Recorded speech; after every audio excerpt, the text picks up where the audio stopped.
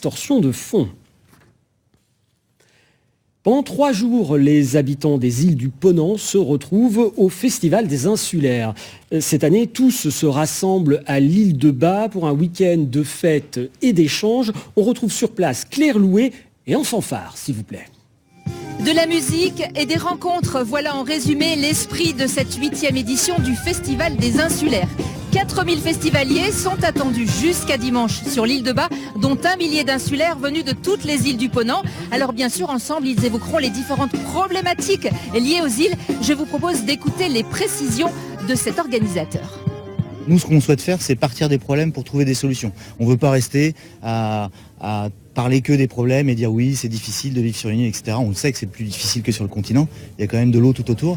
Mais ce qu'on veut montrer, c'est que les îles sont des territoires innovants, qu'on trouve des solutions, que les îles vont de l'avant. Et puis surtout, on veut montrer que les îles vivent à l'année. Ce ne sont pas uniquement des zones de villégiature touristique l'été. C'est vraiment des territoires très dynamiques sur lesquels on trouve des agriculteurs, des chefs d'entreprise, des enfants qui vont à l'école et un certain nombre de solutions par rapport aux problématiques des îles. Quand on est à Bas, on voit bien sûr le continent puisque Roscoff est à seulement 15 minutes de bateau d'ici, mais cela n'en reste pas moins une île. Certains y sont nés, d'autres s'y installent. Pourquoi choisit-on l'insularité? Quelques éléments de réponse avec ce reportage de Catherine Aubel et Bloën Leborgne. On y va ? Le départ pour l'école se fait en famille comme tous les matins et pour couvrir les 500 mètres qui séparent la maison de l'école, le vélo s'impose. Bonjour. Ne pas être obligé de prendre la voiture, c'est vraiment un plaisir, c'est la proximité et puis les paysages et la convivialité avec les gens qu'on rencontre juste à côté là. Nicolas, Marjolaine et leurs 3 enfants vivent ici depuis 1 an. Lorsqu'ils ont choisi de s'installer sur l'île, le fait qu'il y ait une école a été déterminant. Théodore, Philomène et Azad sont ainsi venus grossir les effectifs des 2 classes de maternelle et de primaire. Nicolas est le seul de la famille à quitter l'île tous les jours de la semaine. Il travaille à la station biologique de Roscoff, juste en face. Pour lui, la routine, c'est vélo, bateau, boulot.